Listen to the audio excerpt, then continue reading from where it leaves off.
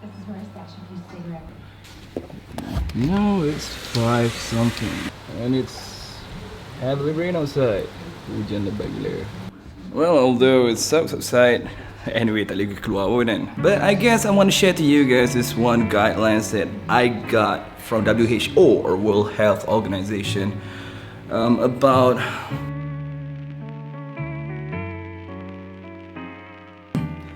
the guidelines for Ramadan during COVID.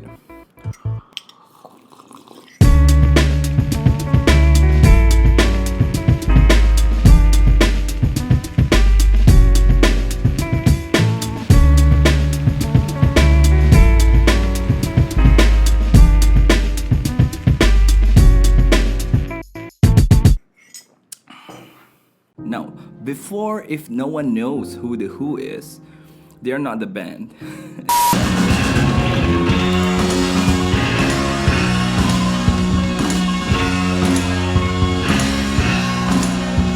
They are the World Health Organization, and they are the ones who notify all the countries about the pandemic that's gonna happen and issue the lockdown. They do the guidelines and all that. Now, on 15th of April 2020, they issue a safe guidelines for Ramadan, especially during COVID thing, during the COVID pandemic. But bear in mind that this guideline is just for reference. They don't need to follow this guideline step by step, but this is good for us to, like expecting what's to come. So the purpose of this guideline is to highlight public health advice for social and religious practices and gatherings during Ramadan that can be applied across different national contexts. So what I'm doing right now is by looking at this and the possibility of any of it can be practiced in Malaysia, or if we should do any different. So number 1 in the agenda is to inform decision making for conducting religious and social gatherings. Pretty much referring to buka puasa ramai-ramai, or it could be also referring to Tarawih.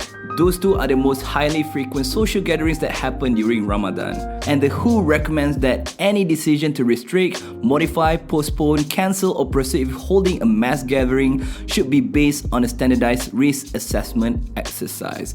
Means that for any masjid, if you guys still want to go through with Tarawih, make sure you guys have a proper risk assessment, which you guys already have plans things through, like how things should be, in order not only to avoid the COVID thing, but also to avoid any breach of regularity due to PKP, due to MCO, or due to anything that the law are enforced at the time. Number 2, mitigation measures for physical gatherings. So these measures that needs to be taken for prayers, pilgrimage, and maybe banquets or having meal that is buka puasa and whatnot, or sahur. I do think that there will be 1 or 2 masjid that will be do Tarawih at their masjid. I have that sense like people are gonna do it. It will probably not the same, maybe just the imam will go there with Bilal to azan and all that. But there could be no makmum, or the makmum could be separated. Tak adalah macam sentuh bahu ke. I don't know. I'm not sure.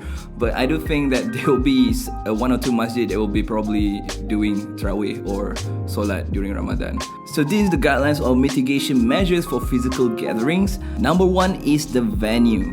The venue, first of all, must be sanitized. So before any of a family gathering that you guys want to do, like probably in an enclosed location, make sure you guys sanitize, you guys clean it up first, because you wouldn't know the risks coming from whom, I guess. Consider measures to facilitate contact tracing in the event. So make sure if you guys want to hold it there, make sure everyone is responsible enough to share their contact numbers so that they are easily contactable in the case that if the COVID things are spread among you guys. Make sure you guys have that. So this is a good thing that is being shared by WHO. Muslims perform wudu before prayers, which help maintains healthy hygiene. Like for example, ensure that hand washing facilities are adequately equipped with soap, water, and provide alcohol-based hand rub. This is really good, and I would really recommend this not only for mosques. I mean, even for kedai-kedai makan, even for every kedai that we have here in Malaysia. Just put a bottle of hand sanitizer, and this is all pretty thorough, and this is really cool. encourage the use of personal prayer rugs to place over carpets. And coming from this, it shows that we don't need to do like a big changes. We can all just do these minor countermeasures. Here's another agenda, which is charity. When the faithful give special attention to those who may be adversely affected while distributing their sadaqah or zakat during this Ramadan, consider the physical distancing measures in place. Yeah, paying zakat and sadaqah, both of these things, although you guys want to do good, please do take like the safety measures whenever you guys want to do it. Handing money, it's not about being rude, but it's about being safe. Make sure you guys pass it like tak bersentuh and all that. And about bayar zakat, I'm not sure how things gonna be. Should we still go to the masjid or will there be any online payments? We're still waiting for the people responsible to get back to us about all these things. Now, the last agenda is about well-being. This is about what the society needs to take care of themselves about. Number one is fasting. I don't need to sip. So it says here, there's no study says that during pandemic or anything, you tak payah puasa. Even if you guys stay at home, you guys still need to fast. And it doesn't read in here, but please be responsible whenever you guys want to puasa. Don't sleep all day.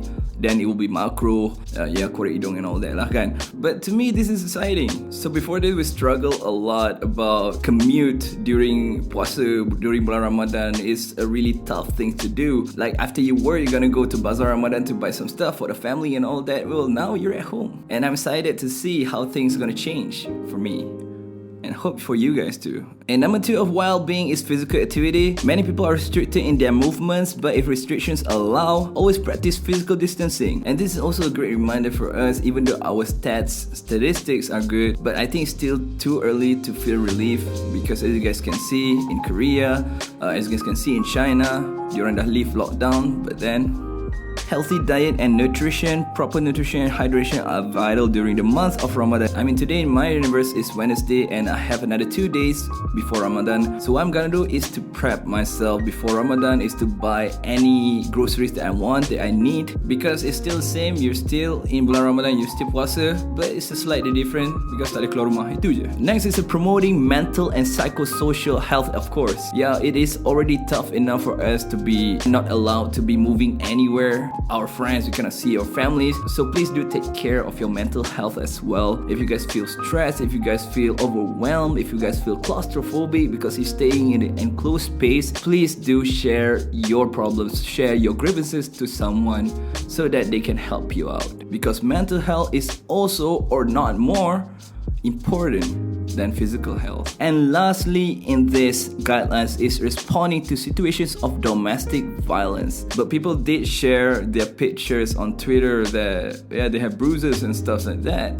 Take me out to the back of the shed and shoot me in the back of the head. Take me out to the back of the shed. Mugshot challenge. I mean, at first I thought it was like domestic violence kind of thing, but it became a pop culture trend on Twitter, which I don't get it. But I do heard stories from other people that domestic violence are increasing. So if any of you guys are experiencing this, or probably you guys heard something from your neighbors and all that, when you see husband ni curang, no, don't do that. Don't judge people. Make sure you guys have all the facts in check, all the prior measures before you guys report anything to the authorities, But the point is, this is cool. I really like what World Health Organization are doing. But despite the guidelines, I believe everyone are preparing for Ramadan in some ways, and probably for Raya as well. If you guys haven't shopping Raya, you just do it online. To the elders or to anyone who are not familiar with buying stuff online, this is the time for you guys to try it. Make sure there's someone there to assist you, and you guys can buy anything and it will be there in front of your doorstep. And it probably goes for Bazaar Ramadan as well. I'm not sure how perfect the e-Bazaar will be, but I believe there are still Food Panda, I believe there are Grab Foods. A lot of small businesses are depending on these two, and also other medium as well, of course. And I would encourage everyone to cook at home. Home cooked meal will always be the best for everyone anyway. Any ibadah you guys can do it at home, but in the case that if there's any invitation for you guys to go to like an event for ibadah or anything, please refer to the guidelines, please take care of yourself. And just today I saw something from Berita Harian. Anyone who's at Capong and they want to go back to their houses, probably in KL, yeah, you guys can register online. There is good news coming from the government, means that we are improving, we are progressing, but still please be responsible. We need to get ourselves in check. You know, kita jaga kita. We cannot be selfish. Please think of others as well. Please be human. That's all I'm saying. But anyway, you guys, that's it from me for today. Again, I want to remind you guys, please take care of yourself, please take care of your family, please take care of anyone in your life right now, because this is the dawn of the new era. We need everybody to get themselves in check. This is another day and this is another video. Don't forget to have fun, guys. And selamat berpuasa.